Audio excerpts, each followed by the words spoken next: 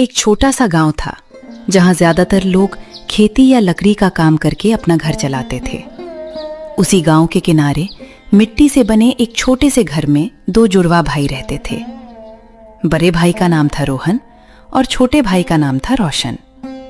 दोनों देखने में लगभग एक जैसे थे, लेकिन स्वभाव में जमीन आसमान का अंतर था। रोहन शांत, समझदार और जिम्मेदार था, जबकि रोशन थोड़ा भावुक और चंचल था। लेकिन दोनों भाइयों के बीच एक चीज बिल्कुल समान थी। दोनों एक दूसरे से बहुत प्यार करते थे। उनके माता पिता शहर में मजदूरी और छोटे मोटे सामान का काम करके अपना घर चलाते थे। एक दिन उनके माता पिता शहर से वापस गांव लौट रहे थे। रात का समय था। सड़क पर अचानक एक तेज रफ्तार वाहन आया और उनकी गाड़ी को जोरदार टक्कर मार दी। कुछ ही पलों में दोनों की जिंदगी हमेशा के लिए बदल गई। रोहन और रोशन के सिर से माता पिता का साया उठ चुका था। उस समय रोहन और रोशन बहुत छोटे थे। माँ बाप के जाने के बाद गांव में उनके मामा मामी ने उन्हें अपने घर में रख लिया, लेकिन वो घर दोनों भाइयों के लिए कभी अपना नहीं बन पाया। हर सुबह सूरज निकलने से पहले ही रोहन उठ जाता। रोशन भी उसके साथ उठता और दोनों घर के काम में लग जाते। रोहन, जल्दी उठ, आंगन साफ कर और फिर जंगल जाकर लकड़ी लेकर आ। जी मामी। और रोशन, तू घर के पीछे रखा पानी भर ला। जी मामी। दोनों भाई बिना कुछ कहे अपना काम शुरू कर देते। रोहन जंगल जाता, लकड़ी काट कर लाता और उसे बराबर आकार में काटता। रोशन उसकी मदद करता। धीरे धीरे रोहन ने अपने पिता के पुराने औजारों से लकड़ी का काम सीखना शुरू कर दिया था। वो अपने हाथों से छोटी छोटी कुर्सियां, स्टूल और मेज बनाने लगा। रोशन लकड़ी पकड़ता, औजार देता और भाई का साथ देता। गांव के लोग अक्सर दोनों भाइयों के काम को देखकर रुक जाते। अरे वाह, ये कुर्सी तो बहुत बढ़िया बनाई है। इतनी छोटी उम्र में इतना अच्छा काम करते हैं दोनों भाई। लेकिन तारीफ करने वाले लोग खरीदते समय बदल जाते। एक दिन एक आदमी रोहन की बनाई कुर्सी देखने आया। कितने की है? काका, ये 100 रुपए की है। 100 रुपए? अरे 50 में दे दे। रोहन कुछ पल कुर्सी की तरफ देखता रहा। उसने पूरे दिन मेहनत की थी, फिर भी वो मुस्कुराए। ठीक है काका, ले जाइए। ग्राहक कुर्सी लेकर चला गया। शाम को जैसे ही दोनों भाई घर लौटे, मामी ने तुरंत पूछा, कितने पैसे मिले? आज 300 रुपए मिले। मामी ने तुरंत पैसे रोहन के हाथ से छीन लिए। ये पैसे इधर दे। मामी, हमने आज सुबह से। ज्यादा बोलने की जरूरत नहीं है, जा पीछे रखी सूखी रोटी खा ले। दोनों भाई बिना कुछ बोले बाहर बैठ गए। रोशन ने सूखी रोटी का टुकड़ा रोहन की तरफ बढ़ाया। भैया, आप खा लो। नहीं रोशन, तू खा। हम दोनों आधी आधी खाएंगे। दोनों भाई सूखी रोटी बांटकर खाने लगे। उन्हें अब ऐसी जिंदगी की आदत पड़ चुकी थी, लेकिन उन्हें बिल्कुल भी पता नहीं था कि बहुत जल्द उनकी जिंदगी में ऐसा इंसान आने वाला था जो उनकी मेहनत की असली कीमत पहचानने वाला था। अगली सुबह रोहन और रोशन अपनी बनाई हुई 5 नई लकड़ी की कुर्सियां लेकर गांव के बाजार पहुंचे। आज रोहन ने पहले से भी ज्यादा मेहनत की थी। हर कुर्सी पर उसमें हाथ से सुंदर नक्काशी बनाई थी। रोशन भी पूरे समय उसके साथ लगा रहा था।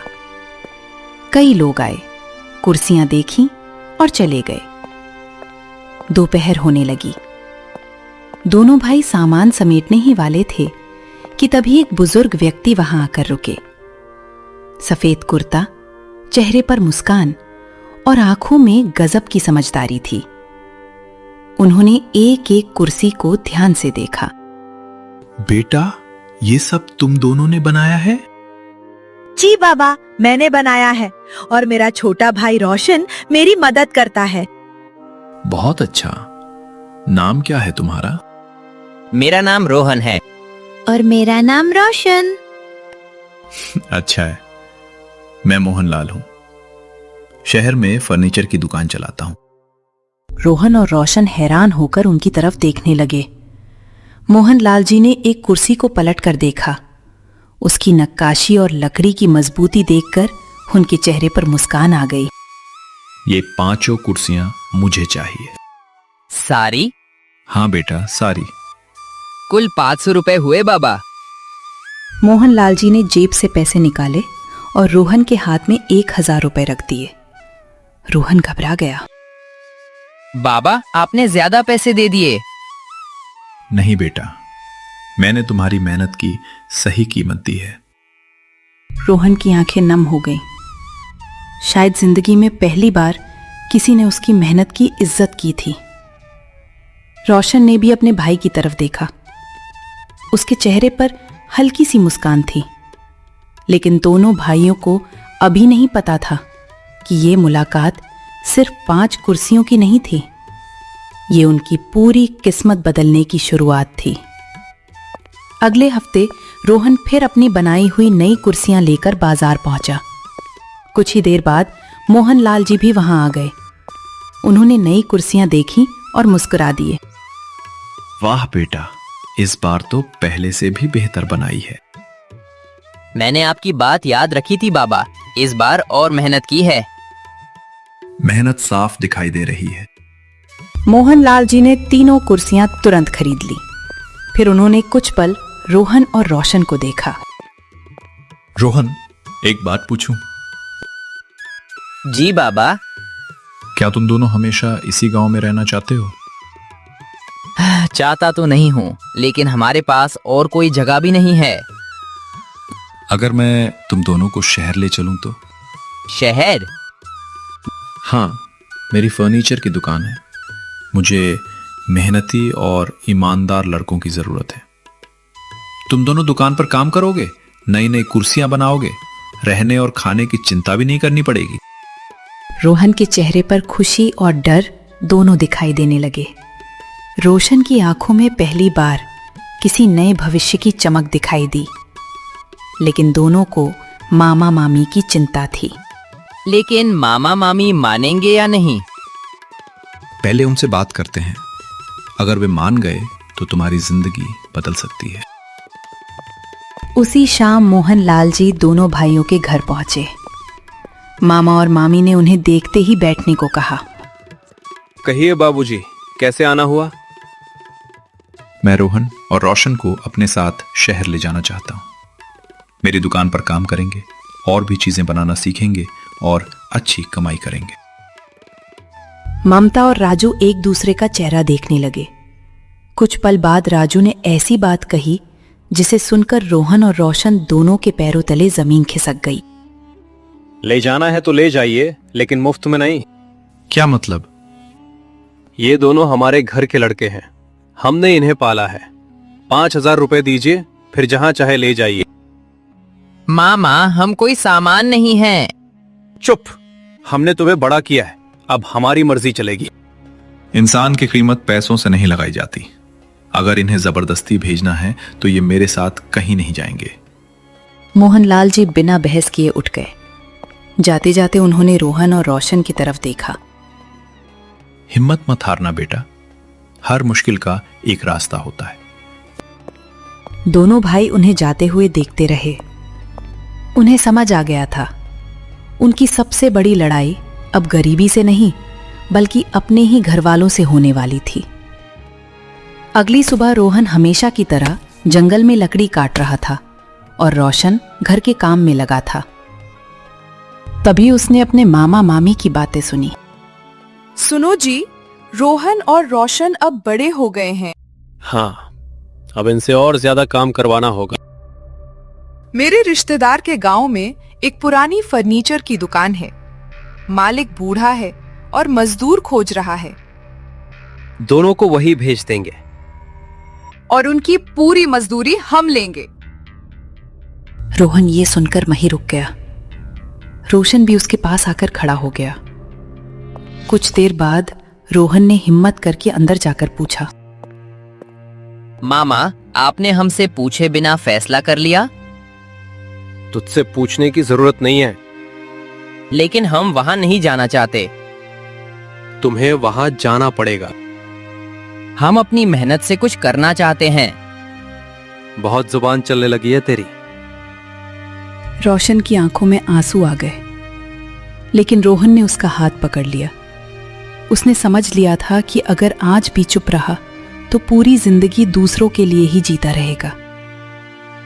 दोपहर में दोनों भाई अकेले नदी किनारे बैठे थे। तभी पीछे से एक आवाज आई, रोहन, रोशन। दोनों तुरंत खड़े हो गए। बाबा, आप यहाँ? क्या हुआ बेटा? रोहन ने उन्हें सारी बात बता दी, कैसे राजू उनकी कमाई ले लेता है, कैसे उन्हें जबरदस्ती दूसरे गांव भेजना चाहते हैं और कैसे उनकी मेहनत को कभी सम्मान नहीं मिलता। मोहन लाल जी कुछ देर चुप रहे, फिर उन्होंने धीरे से कहा, रोहन, मैं तुम्हें एक बात बताऊं? जी बाबा।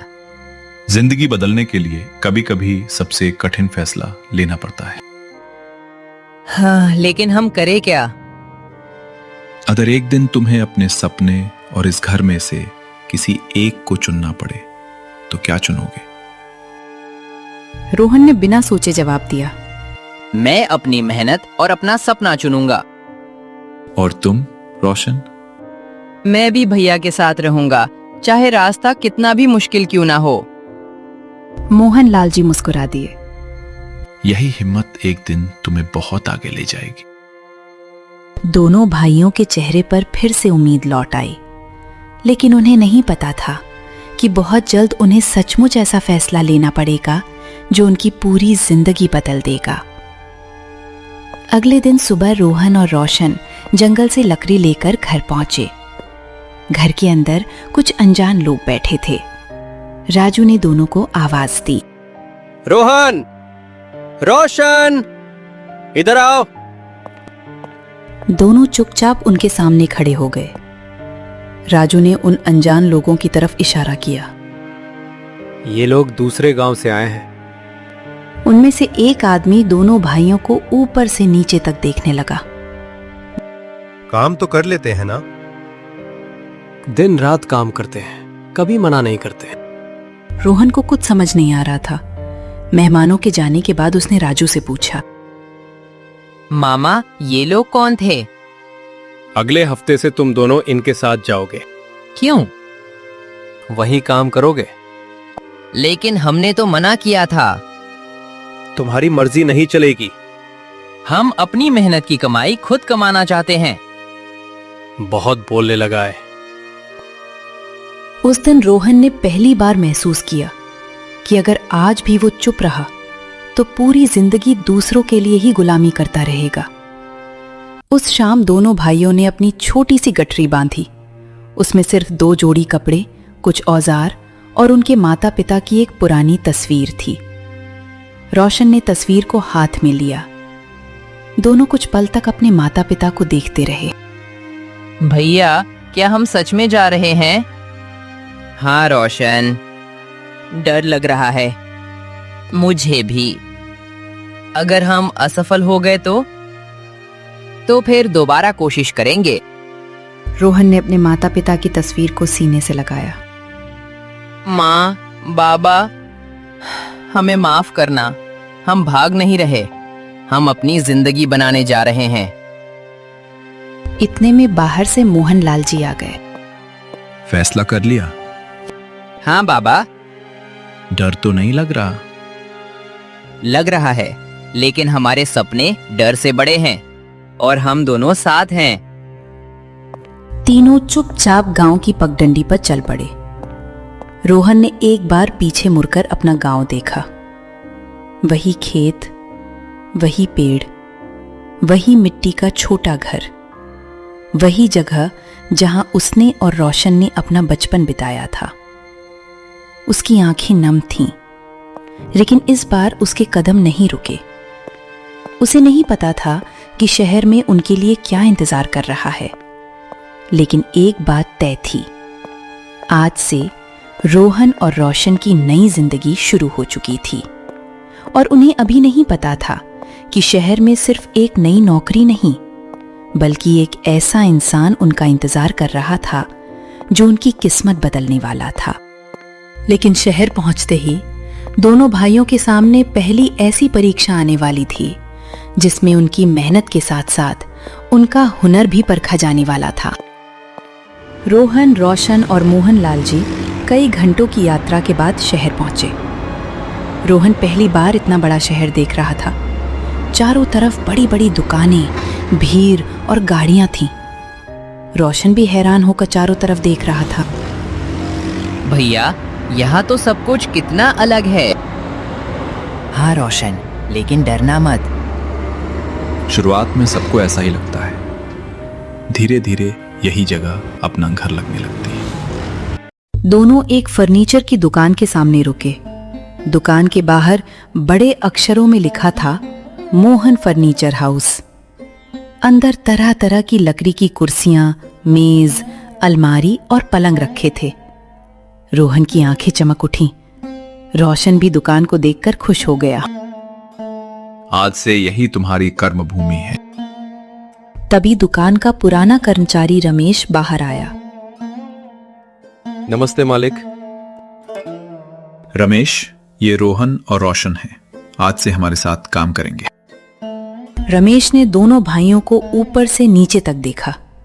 उसके चेहरे पर हल्की हंसी आ गई।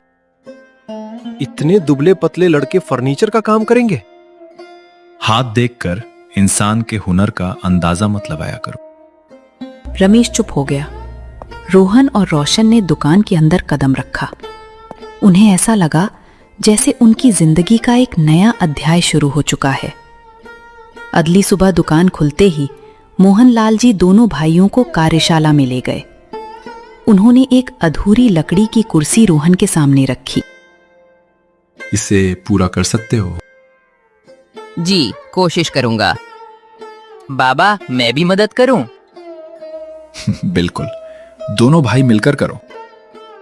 रमेश और दूसरे कारीगर दूर खड़े होकर उन्हें देखने लगे। अभी पता चल जाएगा कितना बड़ा उस्ताद है। रोहन ने बिना कुछ बोले अपने औजार उठाए। रोशन उसके पास लकड़ी और बाकी सामान व्यवस्थित करता रहा। धीरे धीरे रोहन ने लकड़ी को तराशा, जोर लगाए, किनारों को बराबर किया और अंत में हाथ से सुंदर नक्काशी बना दी। करीब 1 घंटे बाद उसने कुर्सी मोहन लाल जी के सामने रख दी। मोहन लाल जी ने ध्यान से कुर्सी देखी। फिर उनके चेहरे पर बड़ी मुस्कान आ गई। कमाल कर दिया बेटा। इतना साफ काम ये कैसे कर लिया? गांव में यही काम करके बड़ा हुआ हूं। उसी समय एक ग्राहक दुकान में आया। उसकी नजर सीधे रोहन की बनाई कुर्सी पर पड़ी। मुझे यही कुर्सी चाहिए। रोहन के चेहरे पर मुस्कान आ गई। ग्राहक कुर्सी खरीदकर खुशी खुशी चला गया। मोहनलाल जी भी बहुत खुश थे। रोहन, आज तुम्हारी वजह से ग्राहक बिना मोल भाव किए सामान खरीद कर गया। धन्यवाद बाबा। पास खड़ा रमेश ये सब देख रहा था। उसे कई साल हो गए थे दुकान में काम करते हुए, लेकिन आज पहली बार किसी नए लड़के की इतनी तारीफ हो रही थी और यही बात उसके मन में चुभ गई। दोपहर में सभी लोग खाना खाने बैठे। रोहन, तू तो आते ही मालिक का खास आदमी बन गया। ऐसी कोई बात नहीं है, मैं तो अभी सीख ही रहा हूं। सीख रहे हो या सबको पीछे छोड़ने आए हो? रोहन मुस्कुराकर चुप हो गया। रोशन ने अपने भाई की तरफ देखा लेकिन कुछ नहीं बोला। शाम को दुकान बंद होने लगी। रमेश ने चुपके से रोहन के औजारों का डिब्बा दूसरी जगह रख दिया। अगली सुबह रोहन अपने औजार ढूंढने लगा। मेरे औजार कहाँ गए? काम सीखने का बड़ा मन है और अपने औजार भी नहीं संभाल सकता। रोहन कुछ नहीं बोला। उसी समय मोहन लाल जी आ गए। उन्होंने दूसरा औजारों का सेट रोहन को देते हुए कहा, काम पर ध्यान दो बेटा, मेहनत करने वाला कभी नहीं हारता। रमेश चुपचाप खड़ा रह गया। दोपहर के समय एक अमीर ग्राहक दुकान में आए। मेरे नए घर के लिए 10 कुर्सियां और 2 बड़ी मेजें चाहिए, लेकिन डिजाइन बिल्कुल अलग होनी चाहिए। मोहनलाल जी सोच में पड़ गए। इतना बड़ा ऑर्डर पहले कभी नहीं मिला था। उन्होंने रोहन की ओर देखा। रोहन, क्या तुम एक नई डिजाइन बना सकते हो? जी, मैं कोशिश करता हूँ।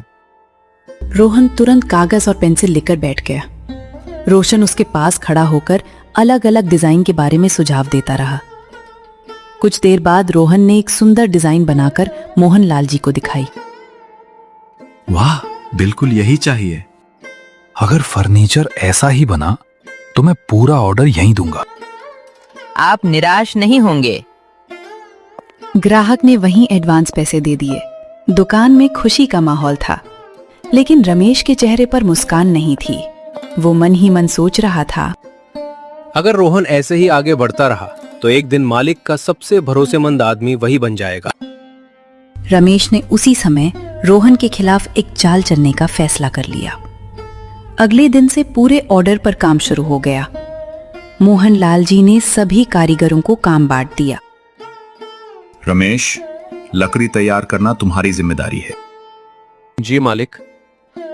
रोहन, तुम डिजाइन और जोड़ का काम संभालो। जी बाबा, मैं बाकी काम में मदद करूंगा।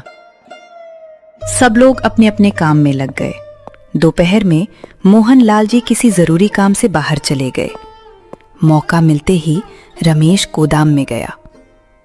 उसने अच्छी लकड़ी की जगह कुछ टेरी और कमजोर लकड़ियां रख दी। फिर वो मुस्कुराते हुए वापस आ गया। कुछ देर बाद रोहन ने बिना ध्यान दिए उन्हीं लकड़ियों से काम शुरू कर दिया। रोशन भी लकड़ी पकड़कर उसकी मदद कर रहा था। थोड़ी देर बाद एक कुर्सी का पाया हिलने लगा। भैया, दूसरी लकड़ी देखो।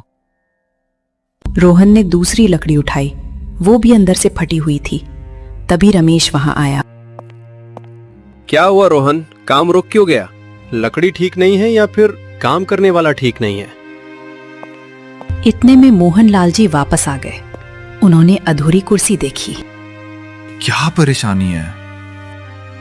बाबा, लकड़ी खराब है। रोहन ने लकड़ी उन्हें दिखाई। मोहनलाल जी ने ध्यान से देखा।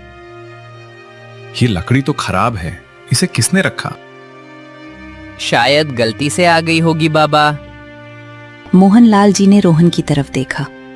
उन्हें महसूस हुआ कि रोहन सिर्फ अच्छा कारीगर ही नहीं, बल्कि अच्छा इंसान भी है। शाम को काम पूरा होने के बाद मोहनलाल जी ने रोहन को अपने कमरे में बुलाया। रोहन, तुम जानते थे कि ये किसकी चाल थी? जी। फिर तुमने नाम क्यों नहीं लिया?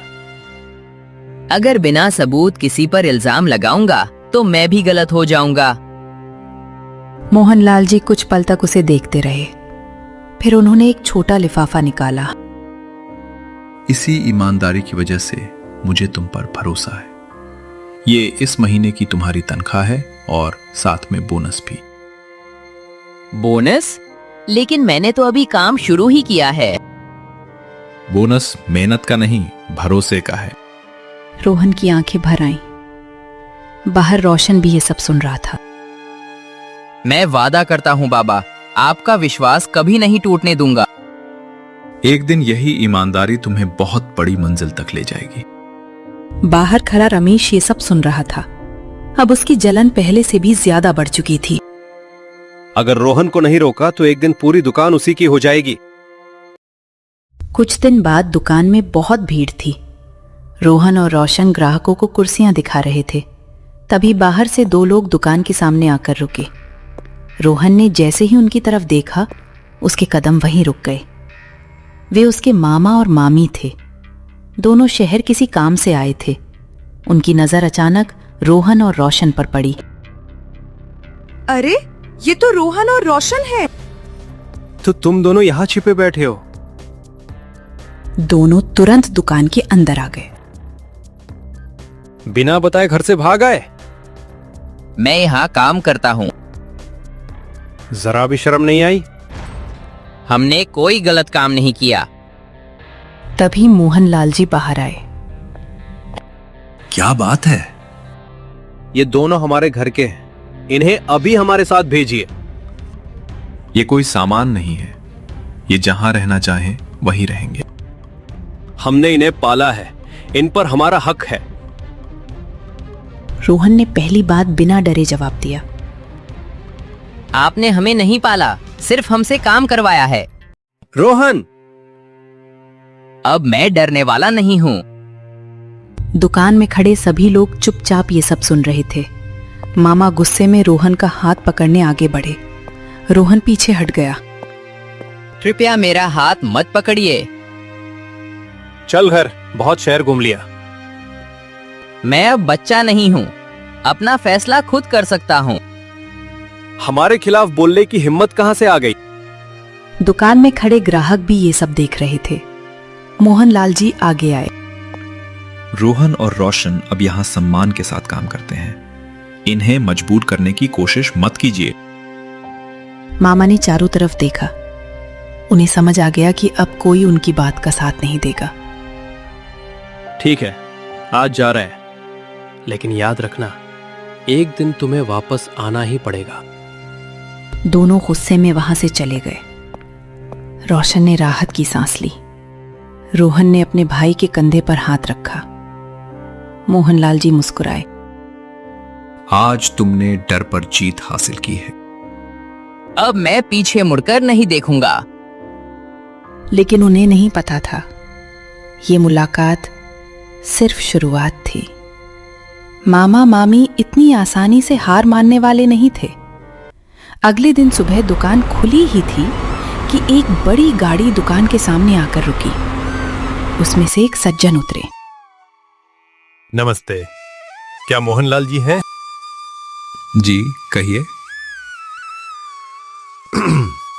मैं शहर के नए स्कूल की तरफ से आया हूं। हमें 50 मजबूत कुर्सियां और 20 मेज चाहिए। ये सुनकर सभी कारीगर एक दूसरे का चेहरा देखने लगे।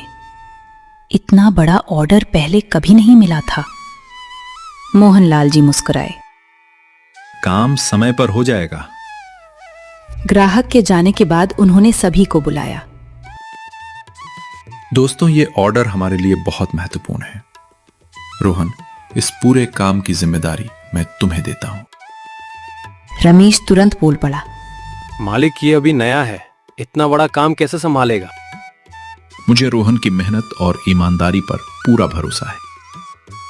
रोहन थोड़ा घबरा गया। बाबा, मैं पूरी कोशिश करूंगा। कोशिश नहीं, विश्वास रखो। रोहन ने सिर हिलाया। उसे पता था, अब ये सिर्फ एक ऑर्डर नहीं था, ये उसके भविष्य की सबसे बड़ी परीक्षा थी। लेकिन उसी रात रमेश ने अपनी अगली चाल की योजना बना ली। उसे नहीं पता था कि इस बार उसकी चाल सिर्फ रोहन को नहीं, बल्कि पूरी दुकान को बर्बाद करने वाली थी। अगले ही दिन से सभी कारीगर काम में जुट गए।